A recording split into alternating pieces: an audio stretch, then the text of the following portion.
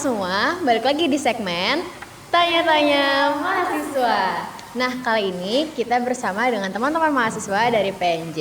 Boleh diperkenalkan dulu, ada siapa aja? Gue Lutfi. Gue Fatih. Gue Zara. Gue Yusi. Oke, dan bersama gue moderator hari ini Keisha yang akan memandu jalannya podcast hari ini. Tema podcast hari ini itu adalah ngobrolin soal pendidikan di Indonesia.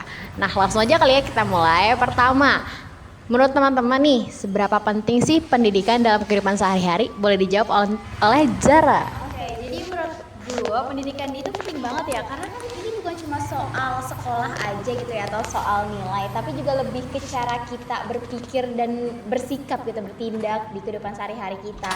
Nah, pendidikan itu kan juga membantu kita untuk mengambil keputusan yang lebih bijak, kemudian ngerti mana yang benar, mana yang salah gitu kan, untuk pengimplementasian di kehidupan sehari-hari. Dan juga pendidikan itu ngajarin kita untuk cara gimana berkomunikasi, berinteraksi dengan sesama manusia gitu kan. Dan bahkan hal-hal sederhana aja gitu, kayak ngatur keuangan ya kan, ngatur keuangan, terus komunikasi sampai problem solving aja itu sebenarnya dari proses pendidikan juga diajarin kan. Jadi kalau bisa dibilang pendidikan itu sebetulnya fondasi gitu loh buat kita menjalani hidup sehari-hari supaya lebih berharga aja. Bagus banget jawabannya. Nah, berarti teman-teman, kira-kira yang kita bisa dapat dari Zara adalah pendidikan itu masih sangat penting dan relevan untuk diimplementasikan kepada kehidupan sehari-hari. Nah, lanjut, pendidikan ideal menurut kamu tuh seperti apa sih, Oska? Oke, menurut aku pendidikan yang ideal itu tuh nggak yang dimana kita tuh mengutamakan nilai. Mungkin emang nilai bisa jadi kayak alat ukur tentang seberapa berhasilnya pendidikan itu diterapkan, tapi kan nggak semua bisa dilihat dari nilai. Jadi kalau bisa itu pendidikan yang adil itu yang seimbang antara teori dan praktiknya, dan sebisa mungkin masih dikasih celah untuk mengembangkan minat dan bakatnya seseorang. Terus pendidikan itu juga harus ngajarin hal-hal yang mungkin akan terpakai nanti di dunia kerja, di dunia nyata tuh gimana. Insight yang sangat menarik ya, Oska. Thank you. Oke, lanjut. Tujuan utama dari sistem pendidikan nasional itu seperti apa sih yang kamu pahami? Jadi pendidikan nasional ini bertujuan untuk membuat kita menjadi manusia yang sehat, pintar, terampil, mandiri, kreatif, serta bertanggung jawab sebagai warga negara. Intinya pendidikan bukan hanya cari nilai yang tinggi, tapi juga menjadi orang yang berguna dan berkarakter baik. Terima kasih Abdi. Oke, selanjutnya nih, siapa sih yang menurut kamu jadi sasaran utama dari sistem pendidikan Indonesia, Yes? Kalau untuk sasaran utamanya untuk pendidikan di Indonesia itu ada seluruh warga negara, terutama generasi muda. Nah, hal ini tuh didukung oleh program wajib belajar 12 tahun yang dimana mewajibkan anak menempuh pendidikan sampai tingkat SMA atau sederajat, yang tujuannya supaya semua anak itu punya kesempatan pendidikan yang sama untuk mempersiapkan masa depan bangsa. Seperti itu. Oke, bagus banget. Nah, selanjutnya, menurut kamu Zara, apakah pendidikan saat ini tuh udah bisa menjangkau semua kalangan atau sebenarnya itu masih ada sih ketimpangan di Indonesia? Oke, kalau dilihat sekarang gitu ya, sebetulnya akses pendidikan sekarang dan dulu itu sebetulnya sekarang lebih maju ya dibandingkan dulu. Apalagi dengan adanya teknologi gitu kan. Tapi jujur aja, kesenjangan itu sebetulnya masih ada.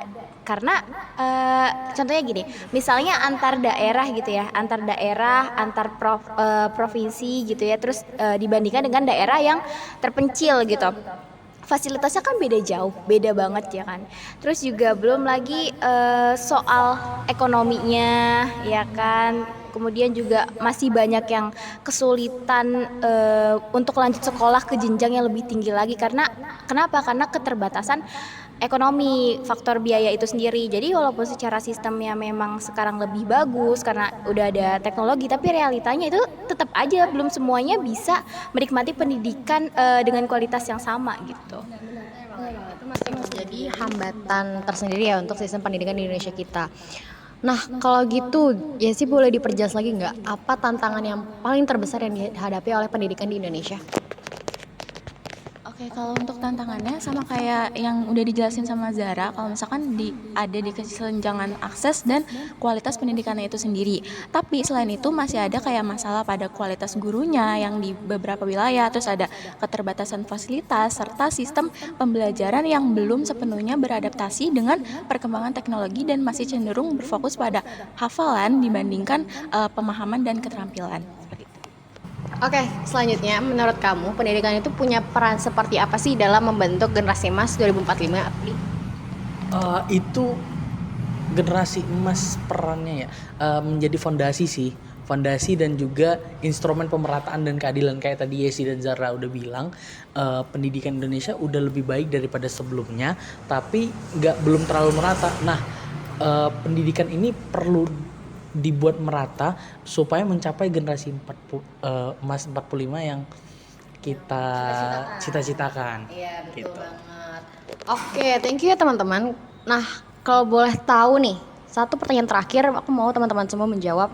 Kalau boleh mengubah satu hal dari sistem pendidikan di Indonesia, teman-teman mau mengubah apa? Siapa yang mau jawab duluan? Aku deh. Boleh.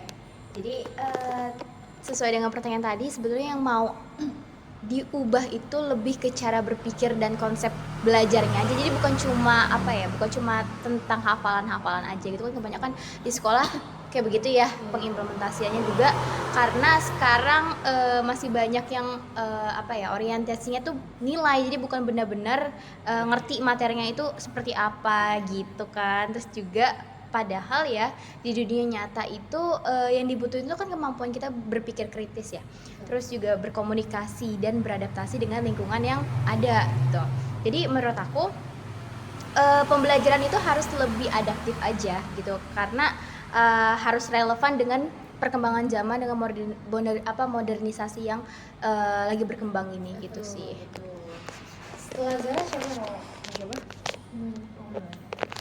Mungkin sebenarnya sama kayak Zara kali ya, lebih ke pola pikirnya. Mungkin kita bisa lebih diajarin untuk berpikir kritis di sekolah, kayak jangan terlalu fokus ke teori, jangan terlalu fokus ke buku. Terus lebih ini aja sih, kencengin lagi untuk pengembangan kemampuannya, karena kan beberapa emang ada yang kenceng kemampuannya itu misalnya di non akademis, kayak berpotensi mungkin untuk menjadi atlet, tapi karena sekolahnya fokus ke nilai dan orang tuanya pun lebih memfokuskan ke nilai rapot, jadi mereka meninggalkan bakat mereka yang sebenarnya itu bisa sangat berguna untuk Indonesia di depannya. Kalau misalnya menurutnya sih kayak gimana?